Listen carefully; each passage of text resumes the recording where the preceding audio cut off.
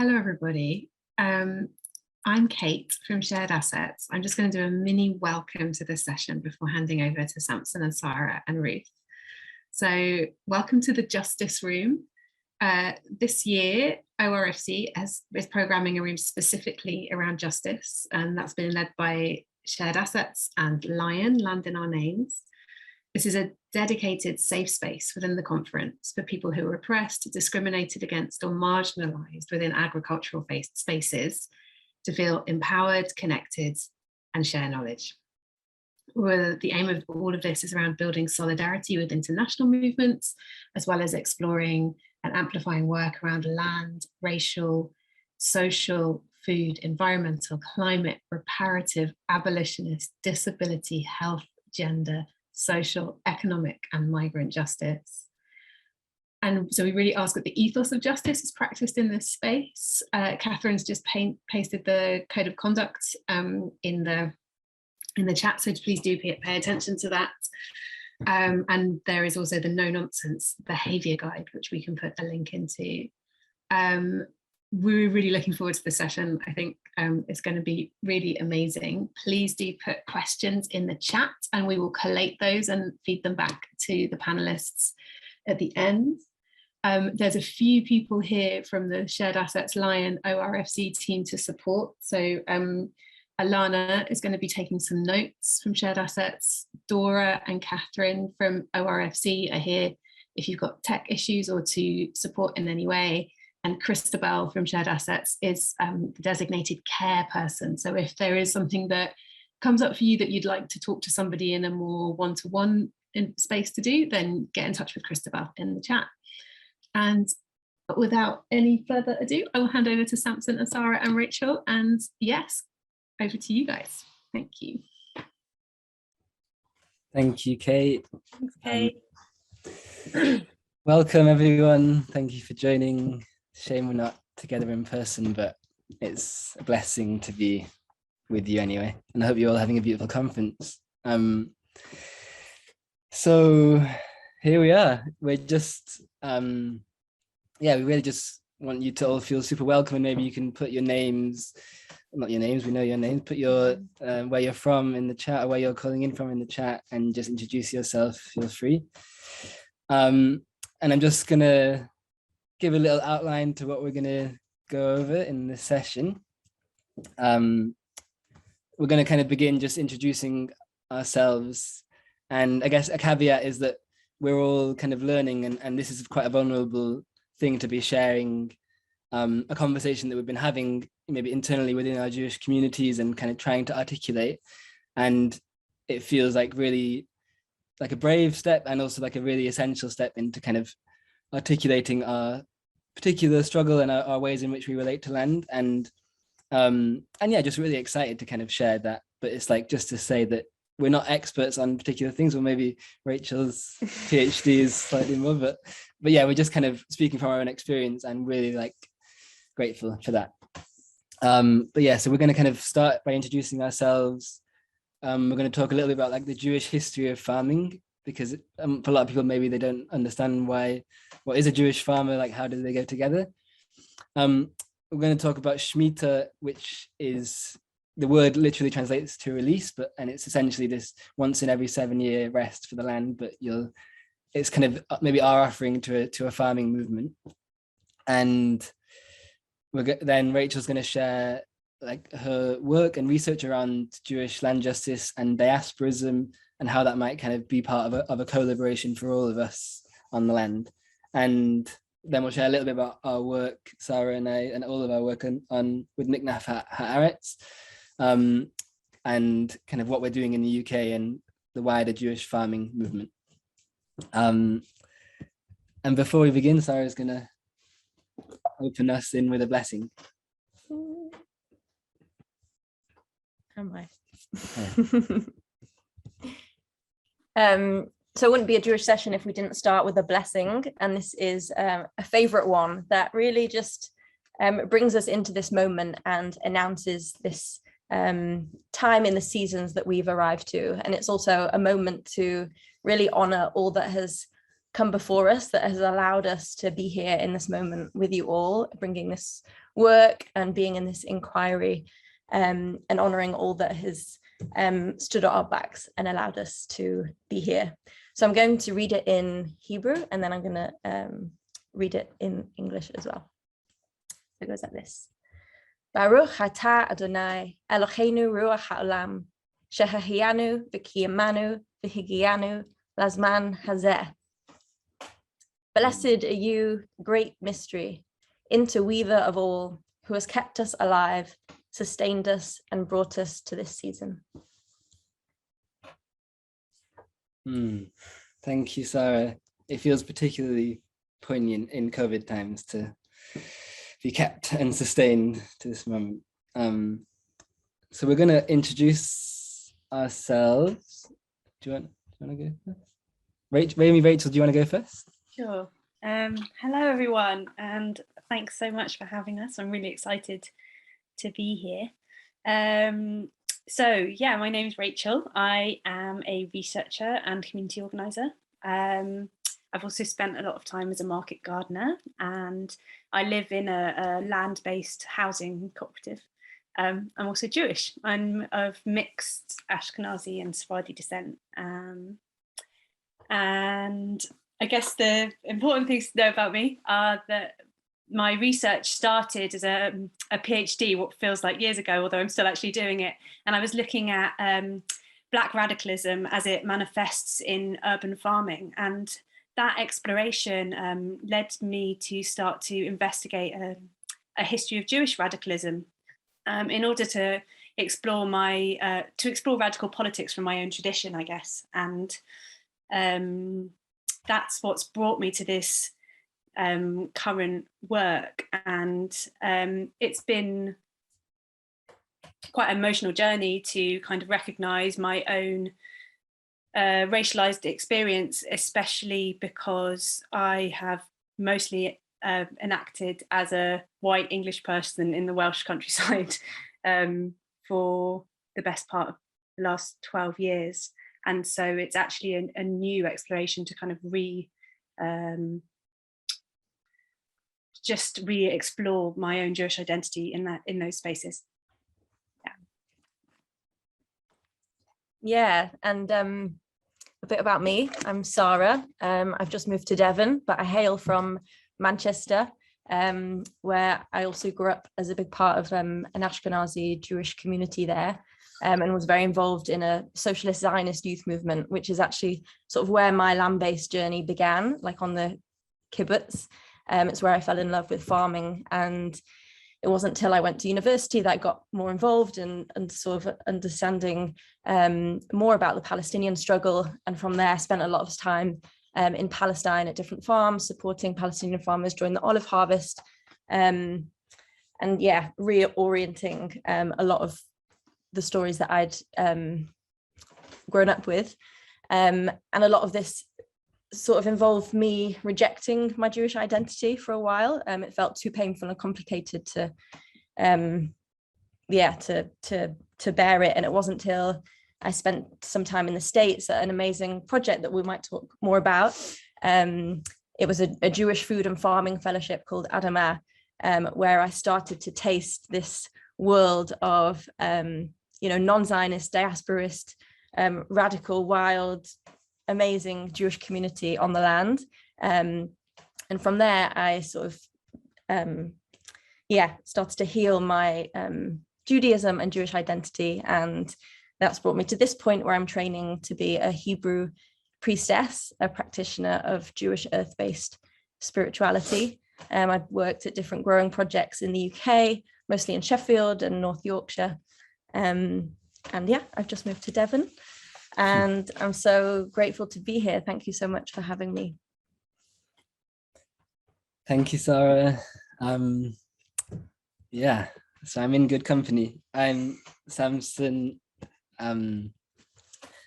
And yeah, I guess I am a grower. I work in market gardens, or have done for the past 5 years, around the southwest of the UK mostly, and also in the US at Adamah, this Jewish diasporist farm, where I was kind of I guess, first initiated in imagining what an earth-based Jewish connection to land might look like. That's also diasporist. That's like imagining a connection to land in the places where we're scattered, and that is like beyond nationalism and maybe kind of offers something new and hopeful. So for me, I founded Miknafhaaretzwill with Sara, and we'll talk a bit about that later. And I guess we're trying to build Jewish land-based community and like articulate and like understand what a Jewish diasporist wild relationship to land might look like in this land where I feel most deeply connected to. And I'm also, and I guess I could say more, but I guess my work kind of intersects land justice, kind of a Jewish spirituality that is like rooted in the earth and growing food. And I'm kind of really interested in building a land-based project one day that kind of brings those things together. Yeah, that's enough, I think, about me. But so lovely to be here. So do you want to? Yeah, I also just want to say I can see like different bits on the chat popping up, and it's just a bit too hard to sort of read, and so we're excited to catch up with the chat a bit later, and the questions will be sent to us. Yeah, so feel free to keep asking questions, and someone else will collate them for the end. And so I'm going to do this sharing. Yeah, Sara's going to share the screen. Oh, look at that. Yeah. Okay. Yeah. And then I need to go here. So this was a graphic made recently by our friends, the Jewish Farmer Network, who are going to talk more about later. But this brings us to our beginning and locating kind of this work in a Jewish history. And yeah, locating ourselves within and honoring the lineage of Jewish farmers at our backs. Often people might ask us, what is a Jewish farmer? Or isn't it an oxymoron? And it's crazy because like Judaism was totally founded in and has its roots in agriculture. That's all where it came from. Judaism was always agricultural from the beginning. All of our festivals were based out of the cycles of the agricultural season, bringing our harvest offerings to the temple in temple times, and our prayers and rituals around praying for the right weathers, the rains, and for our crops to succeed. And our rituals were just totally connected with agricultural cycles. There was a quote from an early text from the 200 CE, which says, if you haven't seen the rejoicing at the water drawing festival that we did at the harvest season in the autumn, you hadn't seen rejoicing in the world. So we're talking about like such amazing celebrations of, the seasons and the harvest times that people don't know about now. And even, me growing up Jewishly, I never learned that we had this amazing harvest festival. It all became very symbolic, which we'll get onto a bit later. But Judaism was also full of laws and guidance around how to farm. This was our work. And it made it into our texts. We have a whole tractate of Jewish law that is called Seeds, and it's all about agricultural laws and how to tend to the land, including how to compost, including how we look after our baby trees and we don't harvest fruit from the first 3 years. And food is also at the very heart of the Jewish sense of justice.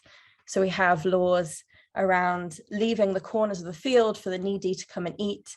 If you are harvesting some corn and you dropped some, what you dropped doesn't belong to you anymore. You leave that behind for those in the community to come and to pick up. And even in which sets the foundation for gleaning that we have today, and even in the rules of war, it says that we cannot cut down fruit trees and trees that is for people to eat. So we could do a whole session on that. We could do a 2-day retreat on that.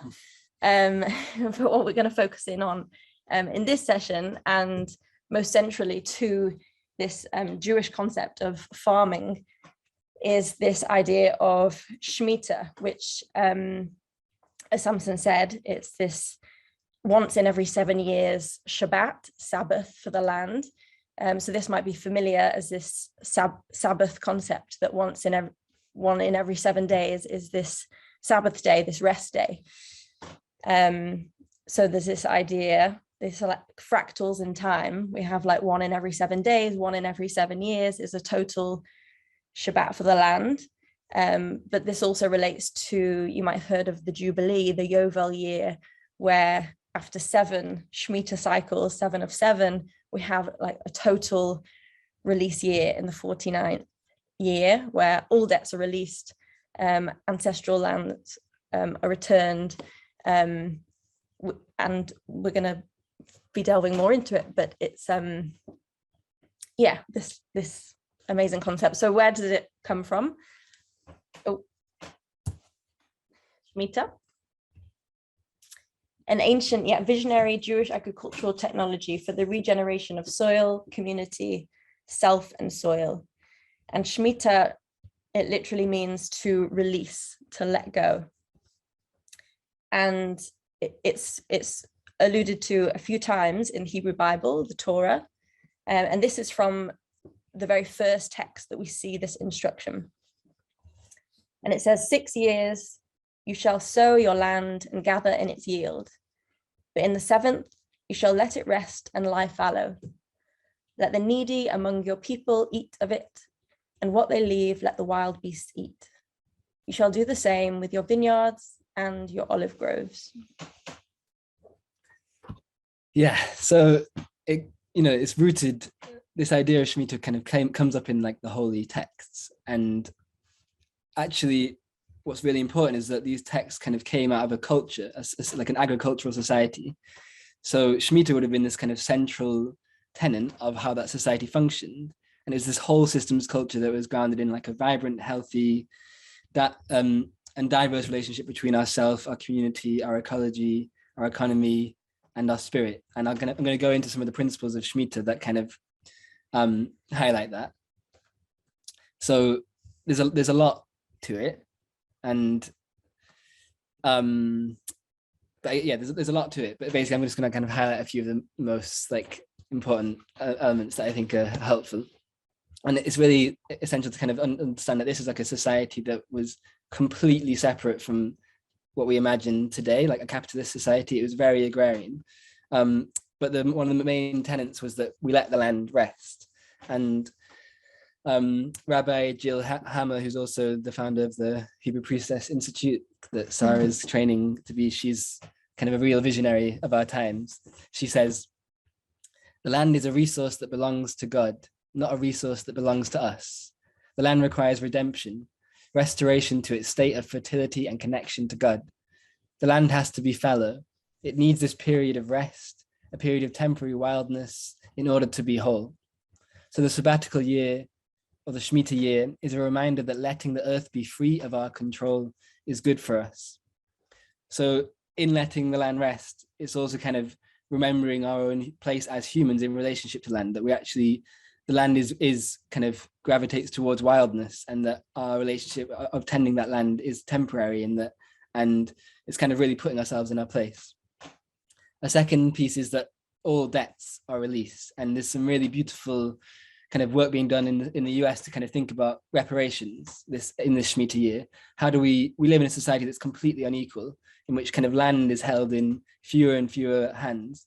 So how do we imagine, this was like a radical like way in which every 7 years that wealth creation can't continue.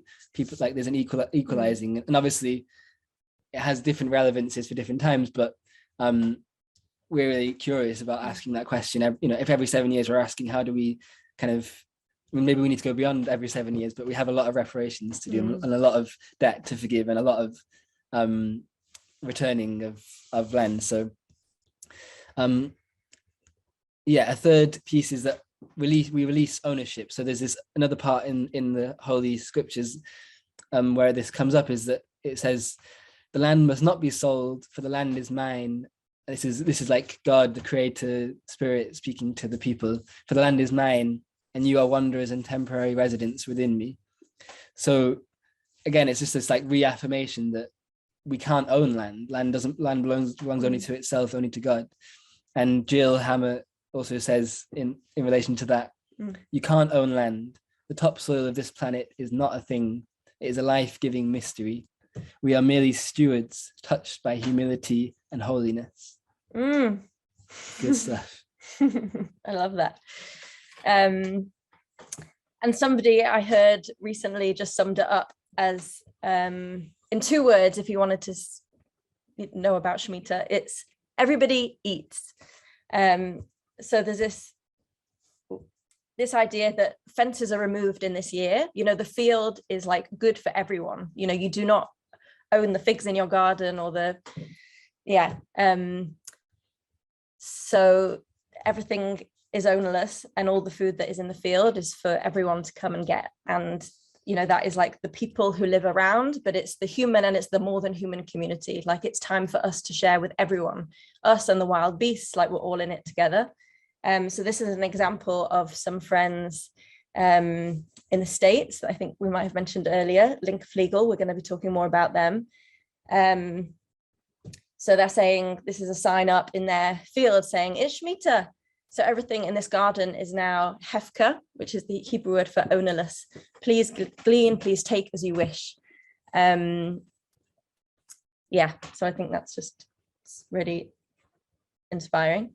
And something that, I think it is interesting for us to contemplate how we can imagine food systems in this way now. It's something we've definitely been doing more during the pandemic. And it feels like Shmita's got something to offer in this regard of how we can think more visionarily about our food systems. And the next one, a next idea to touch on is true rest. So Shmita is a moment when, you know, we're talking about this agricultural society where people have been working hard all the time in the fields, and it's like, just stop for a year. Like, you stop cultivating, like stop doing anything. It's time for the land to rest, but it's also time for you to rest. So it's this ceasing from the notion of productivity and imagining ourselves as something more than the work that we do. And I wanted to read this quote by Rav Kook. This is a 19th century rabbi who wrote a seminal text on Shmita called Haaretz, Shabbat of the land. And he says, what the Sabbath achieves regarding the individual, the Shmita achieves with regard to the nation as a whole.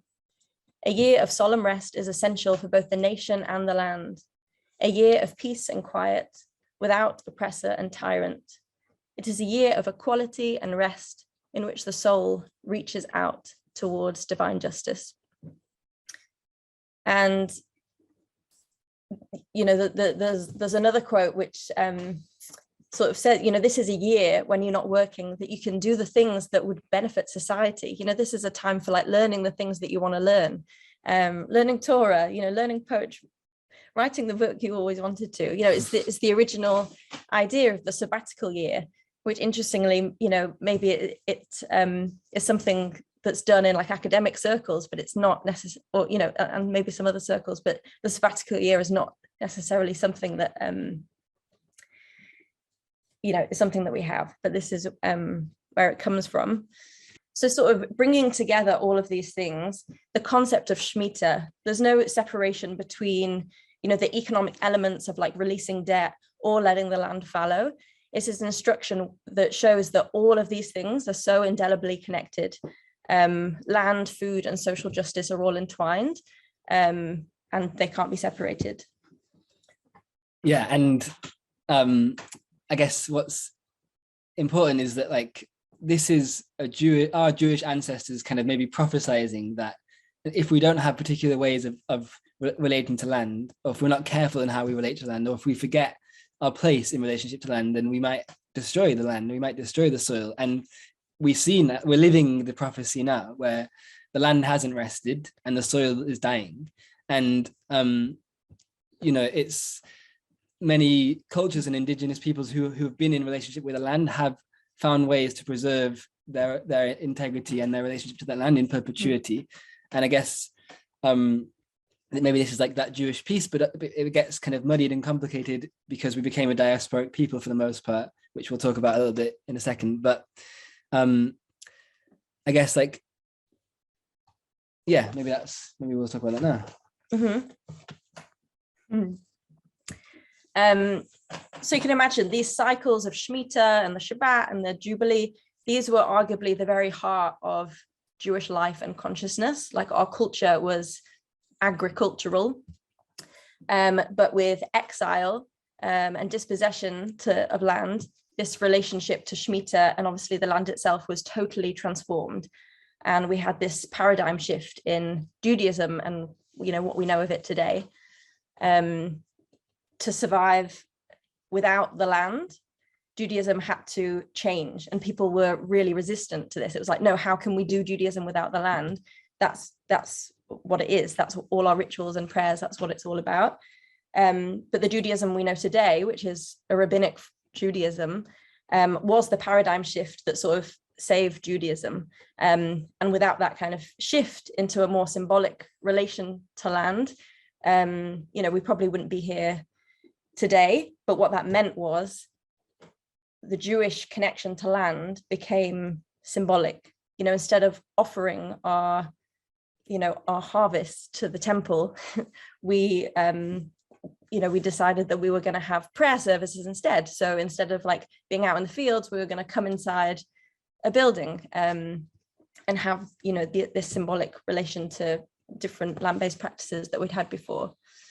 Jewish practice had to become portable, usable even when we weren't off the land, and possible that it could be practiced from anywhere.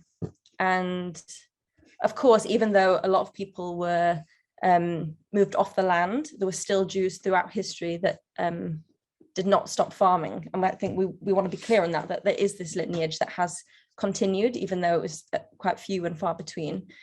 And we'll talk a bit more about that because the culture change coupled with much discriminatory laws that prohibited Jews from accessing the land through history meant that this agricultural nature of the Jewish people soon dissipated, and practices like Shmita totally fell by the wayside.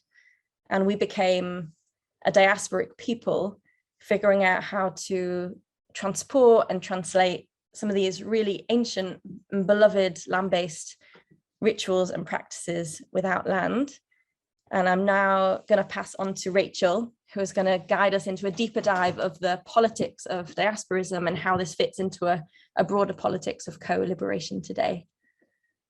Thanks both.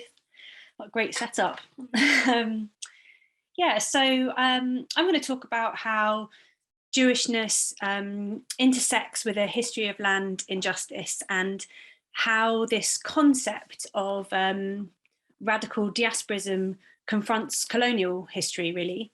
And what I'm offering is really, it's a conceptual framework that situates all this history that Sara and Samson have been describing. And it's a conceptual framework that really destabilizes the kind of racist and colonial structures that permeate how we have thought about land for centuries. So yeah, this is still quite a new exploration for me, and it's one that draws on many really exceptional anti-racist thinkers, and my hope is that it contributes towards a politics of co-liberation for all those who continue to experience land and food injustice. So as Sara was just mentioning, across Europe for hundreds of years, Jews were kept away from land ownership and food production, apart from few very precarious circumstances. And one example of that is from the essayist and Puerto Rican Jew, Aurora Levins Morales, who I'm going to talk about quite a bit, and I'm sure she comes up with the others too. And her grandparents were Jewish farmers in Odessa in the Ukraine. And the Jewish communities there were used as a kind of landed buffer on the Ukraine-Turkey border. And Morales explores the kind of complexities of Jewish landlessness and land connection in her work. And history has resulted in Jewish populations being largely urban across the globe. However, the more I look, the more I find these stories of rural Jews in many places, but they kind of continue to be thought of as exceptions. And our agrarian past has been kind of obscured by a cultural history that finds Jewishness and rurality incongruous. So Morales has this brilliant essay, it's called Nadi Latienne, Land, Ecology and Nationalism. And she says, landlessness has been a central feature of Jewish oppression. Having land became a symbol of resistance. Our own connections with land have been severed time after time. And severance from land has been a tool of oppression throughout the colonized world. So within Europe, this includes, the enclosures of land, for example, throughout the 17th, 18th and 19th centuries, when UK common land was enclosed to make it more productive. And agricultural systems were kind of owned by the ruling classes. And across Europe, there were laws ensuring that kind of Orientalized others could not own land within Europe, and that includes Arabs and Jews and Blacks. And across the colonized world, indigenous land was stolen.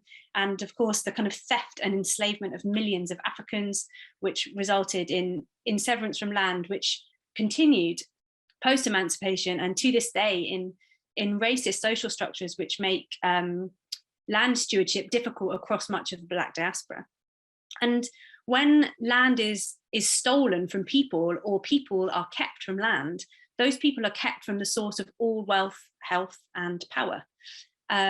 And this very specific idea of privately owning land, of possessing land, is one that's spread across the world with colonialism. This possessive idea of land ownership is essentially a colonial tool. However, it kind of gets taken up and reimagined as a means to protect the rights of the indigenous or otherwise marginalized. And we get convinced that private ownership is a tool of self-determination. But how we conceive of land ownership is important. There's the possessive and private, and then there's the kind of communal and commons. And navigating this is complex, but it's really important. So Morales articulates this discordant desperation of land ownership and the misguided drive to take up the master's tools as a means of self-determining. She says, and yet owning has seemed like such a good defense. With the commons gone, strive to own. With land commodified and confiscated, struggle to enforce treaties. If you are driven away, fight to return. For Jews, barred for centuries from landholding, how legitimating, how healing. What a chance to strike back at history it is to acquire land. So Jewish land justice has quite a lot to contend with. In particular, we must face the history of political Zionism from over the last kind of 100 years, which has rarefied the idea that to have land to farm is one of the most emotionally powerful images of Jewish freedom. That's another Morales quote. And it's this desire to enact a kind of Jewish socialist utopian dream of land working that created the kibbutz movement in the first place. And it also led to the founding of several Jewish farms and communes, kind of anarchist Jewish farms across the US. However, we've got to recognize that predominantly the reality of Jews gaining access to land has meant, this is a Morales quote again, severing somebody else's ties to it, even when it meant tearing the olive trees and the fragrant dust and the taste of desert spring water out of the lives of Palestinians whose love for the land was hundreds of generations deep. So now, any framing of Jewish land justice must face this sad history, whilst recognizing Jewish people's own landless trauma and the legitimate desire to reconnect to it.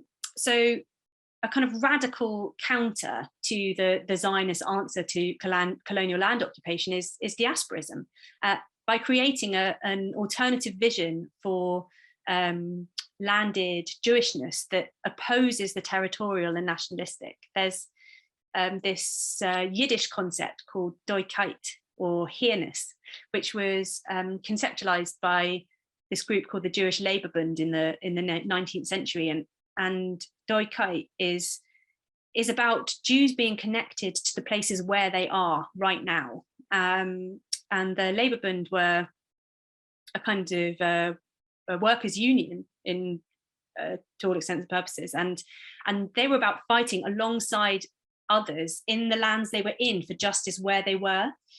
But then this kind of like application of here-ness to the lived experience, particularly of white Jews in kind of North America and Europe and Israel, reveals plenty of spiky ground to negotiate. We've got to contend with questions of culture and racialization and safety and power and confront history. So diasporism is a political commitment. It's the kind of antithesis of Zionism. And as a political commitment, it tries to negotiate these complexities. And in doing so, we can begin to articulate a kind of radical land politics, which reconstructs ideas of land and place and nationhood. So looking at a kind of broad brush of Jewish farms, particularly across the US, where there are many more than there are in the UK, there's this almost universal desire to reclaim a land-based Jewish identity. So this is an essential part of why all three of us are doing this work, so that we can feel Jewish on the land in rural places where that identity is at best revealed but not easily practiced, but often, you know, Jewish identity is actively hidden. And clearly a part of any Jewish farming or land-based life is an exploration of Jewish identity that is situated in this kind of historical agrarian past. And there's this brilliant anti-racist activist, Huria Boutelja. She's of French Algerian Muslim descent, and she would say that this kind of like self-love is an essential exploration for Jewish communities in order to regain their otherness, that we need to be out and proud Jewish people. So a kind of cultural reclamation and authentic Jewish identity that resonates with us is essential, but it's also not enough, because in order to practice land-based justice that's not just about reclaiming our Jewishness, but also about fighting the structures of oppression which marginalized Jews for centuries, we must be working towards justice for all oppressed and marginalized people. So in particular, because Jews are multi-ethnic and multiracial, so there must be the commitment to the politics of co-liberation too. There must be the kind of engaged and active discussion with those people that are on the front lines of oppressive structural racism. So Jewish land justice must also be anti-racist and anti-capitalist and decolonial. And the kind of question then becomes, how does a radical Jewish food and land movement combat complicity and negotiate how to participate in the deconstruction of white supremacy and colonialism? And to do this, diasporism must disrupt whiteness and that whiteness that white Jews have benefited from, in order to not just be allies, but active participants in this struggle for co-liberation with other oppressed and marginalized people. So a Jewish juster has to re-other Jewishness. And in order to do that, we have this amazing conceptual framework of diasporism.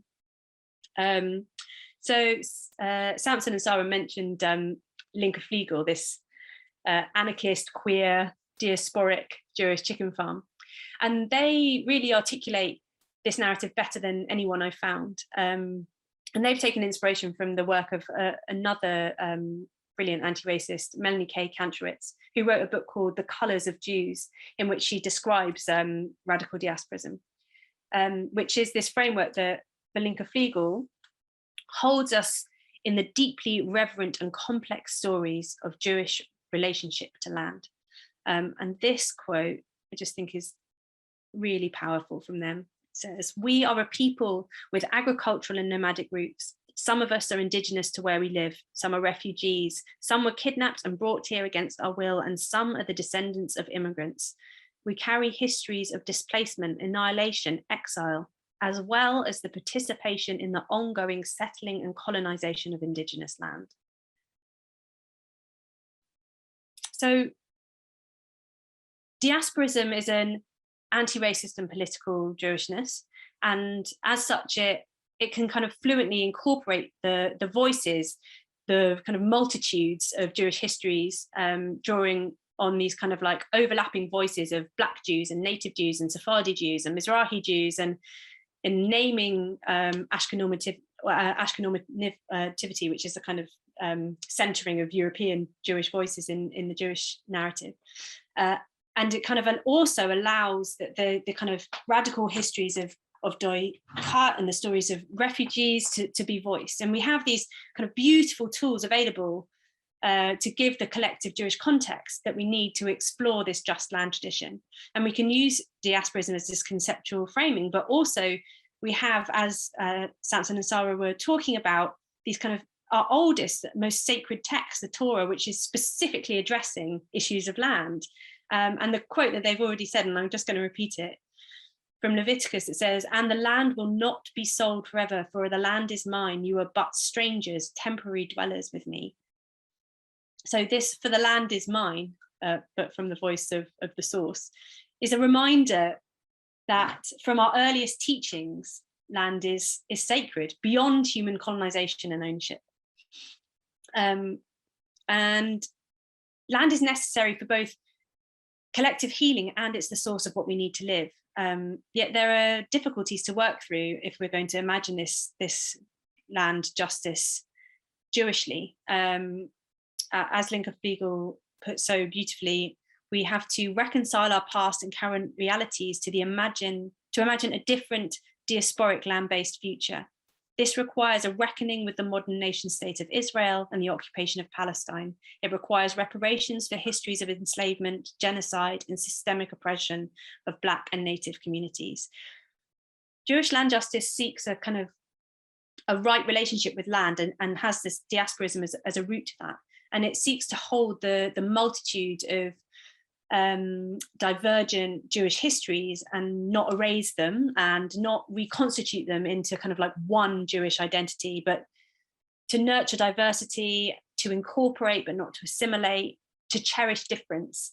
And land-based diasporism learns from Jewish traditions and divergent histories and mistakes, and it faces white Jewish complicity and our multi-raced reality to reconcile these histories with what's possible now. So I see diasporism as foundational to how we conceive of a land justice, not only for Jewish people, but as a way to kind of dislodge our nationalist and colonial concept of land, so that land does not belong to anyone, but to everyone. Yeah, so that's my piece. And I'm going to hand back over to Samson and Sara to talk a bit more about their work with Miknafhaaretzwill, which is putting all of these big conceptual ideas into practice. Thank you, Rachel. So epic, just incredible articulation of something. It's like very complex, and just want to take a moment to be like, wow, and the chat agreeing. Yeah, but there's a particular justice I feel in just being able to like articulate this, and working with Rachel and hearing this, kind of like having it woven together, just feels like extra potent and powerful, and is sort of the engine behind this work we're doing. So with all of that, what does it mean? Where are we now? Where are we going with it? Our mission and my like deepest hope is to, and ours is to cultivate and create this in practice in the UK, cultivating this radical diasporist Jewish identity here where we are in our Doikite mossy island, and you know, it's really powerful work. You know, I mentioned earlier, I grew up in like a very sort of Zionist upbringing, and Israel was like a big part of my Judaism and connection to Judaism, and I didn't know a Judaism without it. And so we're really trying to foster an identity that is based on liberation and doesn't hold Israel at the center and is here, and really bringing all of what Rachel spoke to life here. So what better time to delve into this work than a pandemic? So in March 2020, me and Samson had a chat about what we might do, what we might offer in these times. And, it was a particular need in our community was to offer experiences of relating and honoring and celebrating the Jewish cycle of the seasons and our earth-based festivals in a way that was safe to do so in the midst of a pandemic. We couldn't meet in person, and we'd had enough of Zoom already. So we thought we'd make a zine, and we brought together a whole load of amazing people from around the world to respond to some questions on these themes of like wild, radical Jewish identity as they related to specific moments in Jewish time through the year. And we curated 2 different zines through the year. And from then, and what is Miknafhaaretzwill? This was a term that I found in the book of Exile, the Rad prophet from long ago. And I mean, it literally means end or edge or wing of the earth. So Miknaf, it means all of these things, end, edge, and wing. And, we feel ourselves, we know ourselves to be at this end moment, this edge time, a frightening edge, but an edge with a wing, this edge of emergence, and that there's something here, if we kind of face it, that feels like pregnant with possibility and sense of emergence, and we want to be brave to go there and be there together. So once we'd made the zines and we weren't in like such extreme lockdown anymore, and that we were facing this moment of Shmita, this year of Shmita, we organized an in-person retreat, which was a couple of months ago, back in November, in the wild mountains of Snowdonia, where we brought a group of about 25 young Jewish adults to explore these questions around Shmita and how they related to ecological issues that we're facing today, as well as land justice and diasporism, and really, trying to like cultivate this sense of shared identity around these themes and bringing people together to really, weave this community.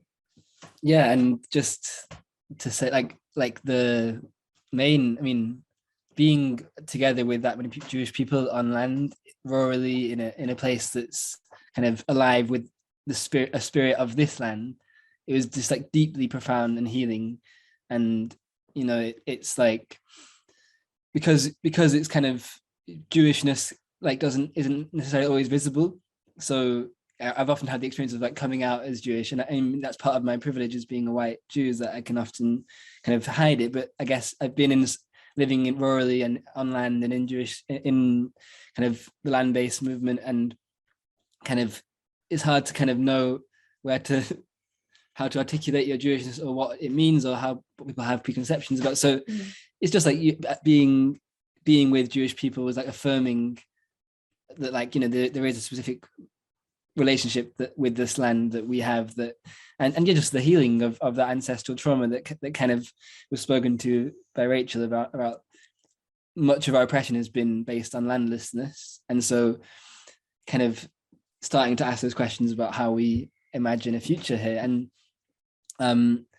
I guess like part of that is also like, I really feel like I'm leaning on this vision that none of us can be free until we all are, and that means our own communities, but only alongside all communities. And so when we kind of build connection into land here, we're also saying like, well, if not, we're saying like not Zionism, we're saying that we don't believe in like in having the state of Israel oppressing Palestinians. We're saying we want to be deeply related and to the places that we're in.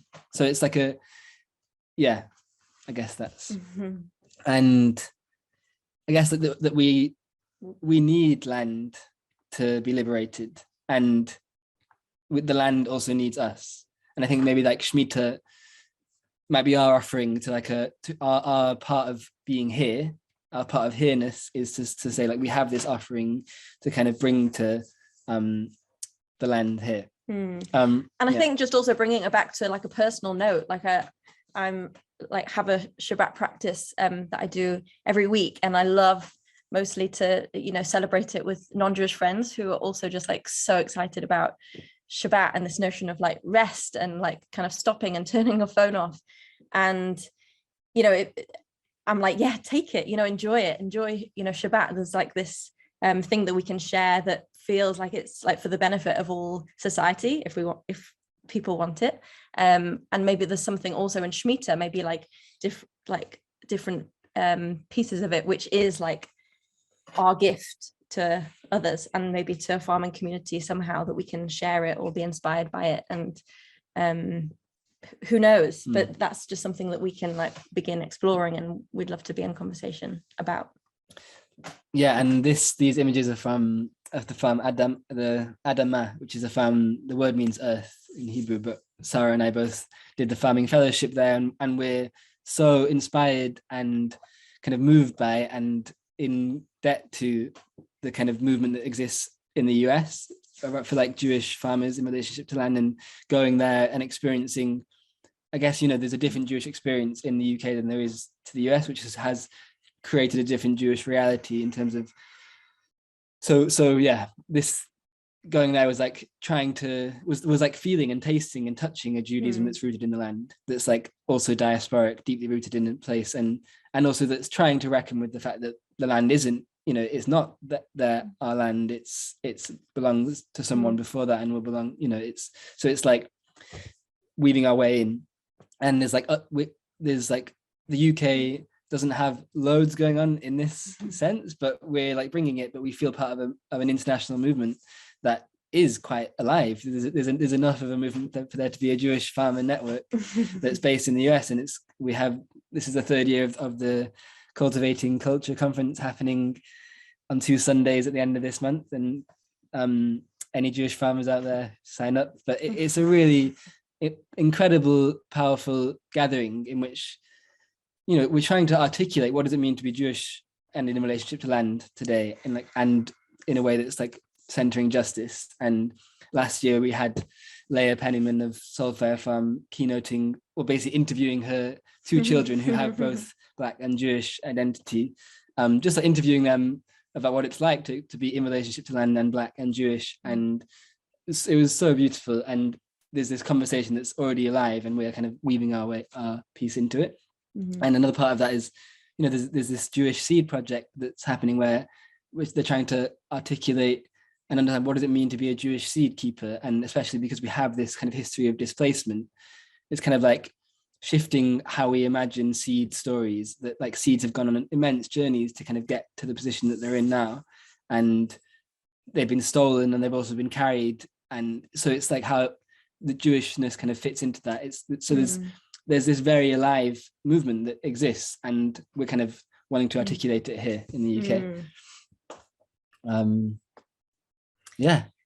And we really could go on, and we really want to be in conversation and sort of see if there's any questions, or also reflections. This is the first time, as we'd said, that we've shared anything like this, particularly in a sort of a not explicitly Jewish audience. So is it interesting? Is it relevant? We'd love to hear how it lands with you all.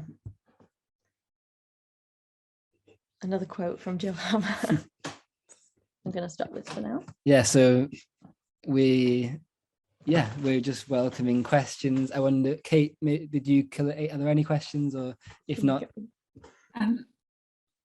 Firstly, can I just say that was amazing? Thank you so much. Like the breadth and like the specificity and the I think I can just sort of sense these people virtually just like absorbing a huge amount of stuff. There haven't been any particular questions in the chat, but I wonder if people just take a moment to kind of have a pause and think like, yeah, I mean, there's 26 of us, which is a very manageable number if people want to put their hands up and actually ask a question or have a reflection. While people are doing that, I do have one question, I have two, one maybe quite small question and one massive question. Maybe while people are getting their heads in gear. One is just practically speaking, does Shmita happen at the same time for everybody? Or does it kind of, it's 1 year there and next year there, and does that matter? And my second question is really about how you bring this concept of rest into a society that is not very good at resting. So yeah, and then we've got a couple of people with hands up, so we can go to them once you've answered those two very simple questions. Yeah, it's all at once. Yeah. And just as you were asking that, it kind of reminded me of a time in when I would be in Palestine for Ramadan, and that sense of the whole community honoring time in the same way at the same time, and the palpable sense of that in the streets, on the land. So and even just from our perspective now, obviously it's very different to how it would have been practiced in the past, but all this buzz of conversation around Shmita in this particular year, the kind of gearing up, and last year people talking about it, it was a lot of the chat on the last Jewish Farmer Network's virtual conference. So practically it makes it, yes, a lot harder, but it also actually creates this whole Shmita consciousness, globally, because it's happening at the same time. Yeah, and just I don't know if we'd had said, but this is a Shmita year right now, starting September when the Jewish New Year was. So we're kind of in it, and I guess what's important is that it was a whole society built around this idea. So I think now the conversation is difficult, and we're I didn't even know what farming was 7 years ago. So now maybe in 7 years I'll have more of an idea of how to kind of bring it into being. And in your second question around rest, it's Sara said it earlier, there's ways to kind of bring rest into life. We have this tradition of Shabbat where once in every 7 days we truly switch off, and it's an incredible gift to be able to kind of remove yourselves from capitalist hyper productivity for 24 hours. But even I think there's lots of people speaking about it now that feel we love the nap ministry on Instagram, who speak to rest as it's incredibly anti-capitalist to rest. So it's an essential to try and find ways to kind of weave that into our work lives. And also being a grower, and I've never been in I'm usually an assistant grower, so I've seen what it is to be running a farm project, and it's hard to rest. And but I think when we live in disparate communities, it's even harder. So how do we kind of support one another to be able to rest? And I think also it's putting work in a context, so we don't overwork ourselves. But also a big part of Judaism is that the 6 days of kind of doing and being and repairing the world, but not getting carried away in that, and also kind of leaning back into this state of rest. And a sort of an example from when we spent time at Adamah, this farm in the States, they sort of framed it as this different pace. So we had farmer's pace during the week, and then we had Shabbat pace. And they were quite strict with us that there was a farmer's pace, and we had work to do, and that was the pace that we had during the week. And then there was the Shabbat pace. But I think when you sort of are practicing Sabbath or some kind of rest, you don't just rest on that day. That infiltrates toward to the whole rest of the week. It can, if people have experienced meditating during the day, you might just be meditating for 20 minutes, but that carries through the rest of the day. That transforms something more than just the period of time that it is. So you know, as like a whole kind of system. I think it, you know, it's also like, is Shmita enough? Like 1 in every 7, especially now, but that's another question. Cool. I'm aware there's a couple of people with hands up, but there's also just in the chat 2 people have specifically asked, so what do people eat if nothing is grown for a whole year? So maybe you could answer that quickly, and then we'll go to Ed, who's got their hand up. Well, yeah, I mean, you know, again, like this existed in a particular time and moment when there would have been a lot more wild food, but there was a lot of wild and perennial food eating, and you would, you know, like land. So I guess, you know, to think about Shmita now would be like, we need to be thinking for 7 years about what in the 7th year, what will be on the land. So you can eat perennial foods, you can eat what's already in the field, you just can't sow and cultivate.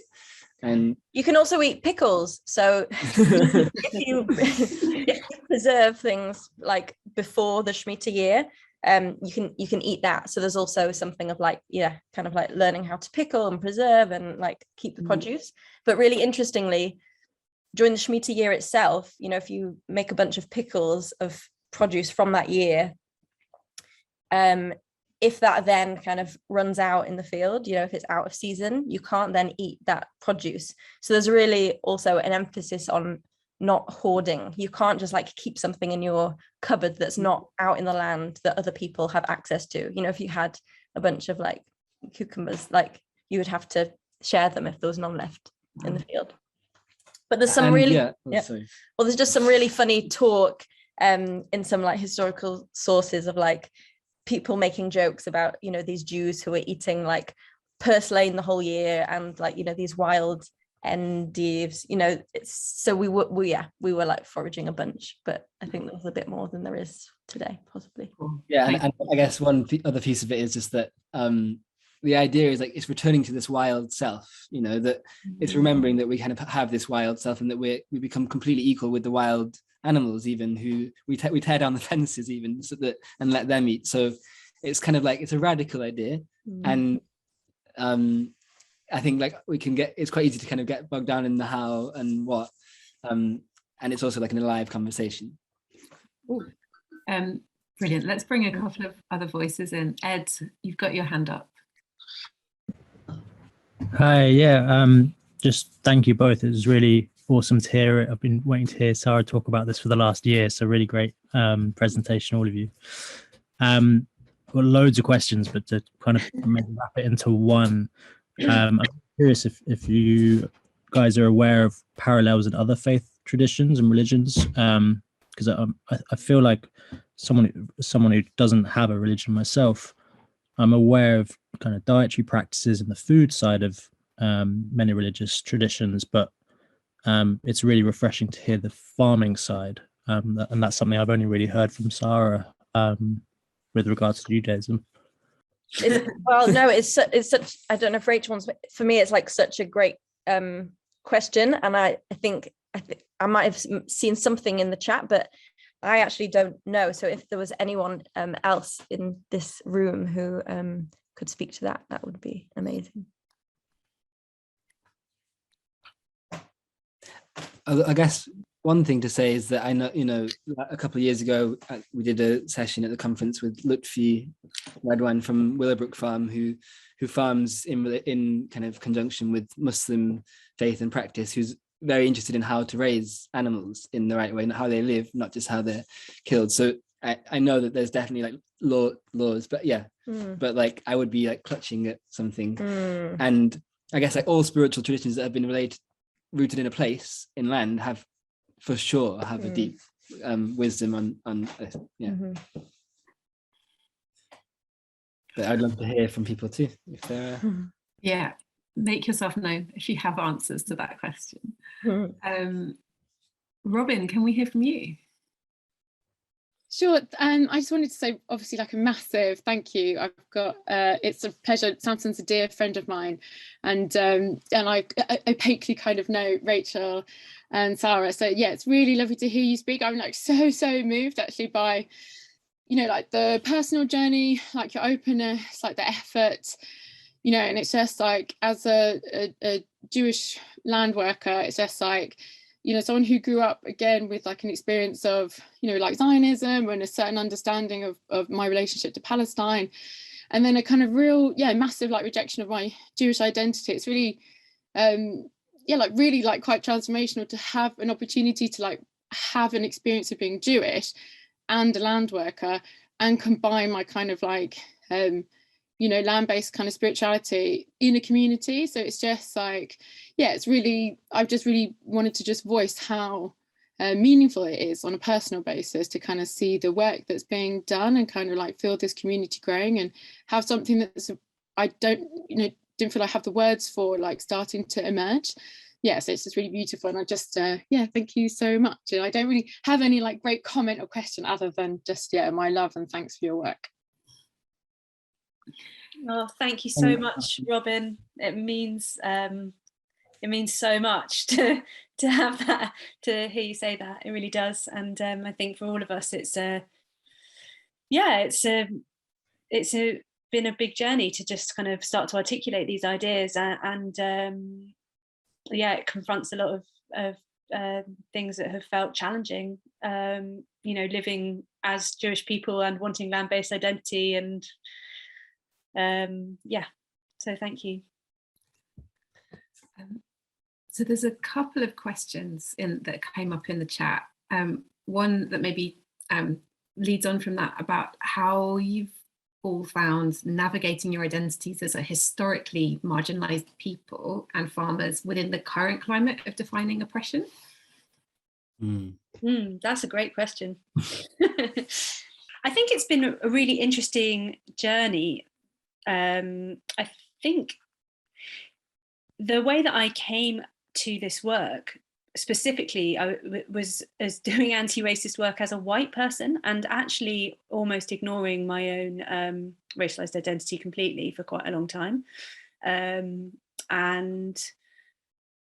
it's like I ignored it. And I think that has been one of the major kind of lightning bolt moments for me, is kind of going like, oh, hang on, you can't ignore this. And in fact, how terrifying that you can overlook it, because how much that I have conflated my own identity with whiteness, and how much I have conflated my own identity with a kind of assimilated British whiteness, and that I can actually neglect my whole upbringing. And it's not, the Jewishness wasn't peripheral to my upbringing at all. You know, I grew up going to synagogue and having Shabbat, and I was bat mitzvahed. It wasn't, it was a big part of my upbringing. So I think it has been interesting to go through that process of, you know, starting to read, particularly Jews of colour. Actually, the work of Jews of colour has been really helpful for me to feel pride, I think, to help me to kind of feel a sense of pride in that identity, and be able to articulate it in a way that feels authentic to me and how I am in the world, and that also understands and can be articulate about the privileges of my identity, as well as the precarities of it. So the privileges of definitely, you know, being white and British, but with also, you know, whilst also being Jewish. And I hope that answers that question. Samson and Sara, do you want to jump in on that, or have you said what you want to say? I think it's Rachel's domain. Rachel smashed it, so we're good. Okay, well, there's another really easy question that came up in the chat around how can we work towards rethinking the idea of private land ownership and property in our wider communities, and how do you think we can introduce that idea to people who aren't connected with it from a religious or ancestral perspective? Rachel, that's your that's great as well. I mean, I think it's so interesting. I think it's so important that we recognize that there might be this kind of future point where we're like, oh, everything kind of comes back to the commons and there are no borders, and we live in this brilliant, you know, everyone's in kind of like universal diasporism, and you know, we all get to move, like this kind of idealized conceptual thought, and to the reality where most of you know, UK land is in private ownership. And you know, I can't remember, I was listening to the excellent land, race and colonialism talk yesterday, and it was, you know, like 1% of the people own 50% of the land in the UK or something like that. I think that was the stat. And you know, how do we move from one to the other is huge, obviously. And it's interesting to me when I think about the concepts that I articulate in that talk, about, you know, not kind of using the kind of colonial masters' tools of land ownership to fight that battle, when I know how important it is to also create equity in land ownership for people that are marginalized from land ownership in the current status quo. So it's like this kind of really tricky discourse that kind of splits back and forth. And you know, I think there are structures that exist out there. You know, we have the idea of cooperative, and we have the idea of kind of land commons, and we have, you know, they do exist, but actually creating them is incredibly difficult. And I'm part of a co-op at the moment. We're 5 years in and we still haven't actually been able to, we're able to be in the place that we want to purchase, but we're 5 years in and we're still trying to like actually purchase the property off the owners. And I think that it is this kind of like the structures that exist to kind of like hold us back are very strong. You know, it's really challenging to actually manifest these ideas, even if the frames do exist. So yeah, I think trying to I mean, I also think that the more people that actually use the tools that are available to us, the better, and the easier they become, and the more examples and working examples of common ownership and community ownership and cooperative that exist, the more of a community of that exists, and the more likely it is that we can support each other to create more. And so I kind of believe in a kind of groundswell mechanism, as well as a kind of a political mechanism of lobbying to make those systems more available, those structures more available to people. Amazing. I just got, sorry, it was a small person. He's just coming to join us here. She's got some vitamins. Does anyone else have any questions that they would like to ask? I do see one in the chat. Yes, about the use of symbolism of the horn in the photo. That would we're glad you asked. Oh yeah. You mean? Yes, we have one right here. So it's called a shofar, and it's a ritual tool in Judaism that's you know, I guess most notably used during the Jewish New Year at different stages to kind of like announce different points of prayer services and kind of like going into the portal of time of like a new year.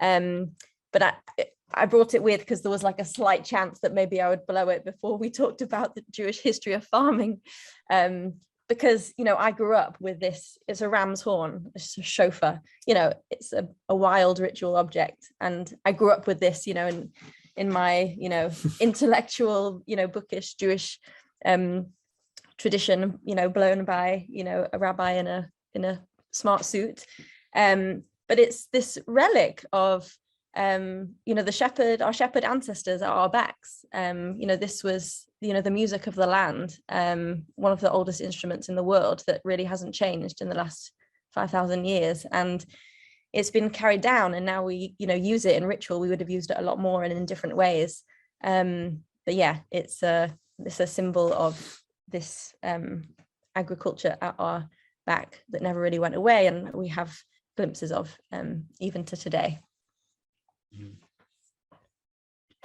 Yeah, it's just, yeah, I think for me it's like a it's quite shocking to kind of have known that that was a part of my Jewish kind of upbringing and life, but it was like so symbolic and removed from the fact that it was actually where it comes from, the physical being that it comes from. And so like it just feels like nourishing to know that it's almost like secretly I've been kind of deeply connecting to this shepherd ancestry, but without realizing.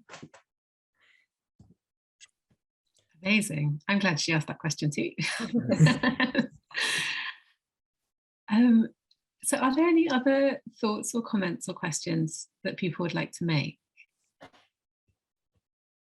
Or would you guys like to do a little summing up or kind of final thoughts? What would you like people to really take away with them in the last 10 minutes or so? Well, we do actually have a poem to share. Maybe we'll just wrap up with a poem. Yeah, if unless anybody wants to. Yeah. Also, I feel like I should blow the show for now. Yeah, good. I think you should. Yeah, do it. Yeah. Is that all right?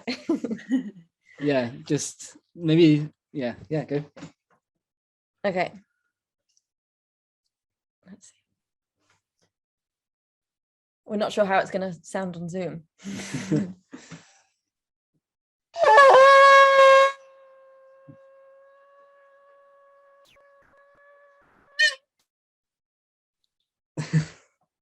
Good. I'm glad. Yeah. Power sound. Yeah.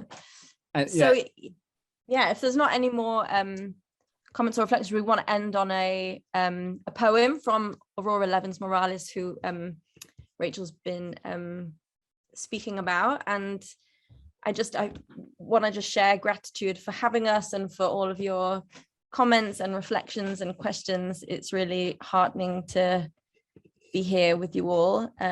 It's funny to be on Zoom, and we so wish we'd be together in person and be able to just go and have a cup of tea after, but next time. So yeah, just thank you so much for having us, and we're grateful to be in this dialogue and inquiry with you all. Yeah, and if you're curious to kind of hear more or be involved with anything we're doing, you can find us on the forum thingy. You'll find our details, Miknafhaaretzwill, and like we're excited to see where this goes. And yeah, we'll close with the poem, and then when we finish, feel free to go on your way. And I guess another invocation is that Shabbat is this evening, so encouraging you to rest, especially after 2 days of Zoom. Rest in ways that might take you outside, away from the screen, but yeah. So this is, and just an invitation. I know Zoom can be hard, so if you want to we'll read this poem, and if you want to just close your eyes or sort of turn away from the screen and have a bit of a screen break, do what you need to do, and to just enjoy the moment.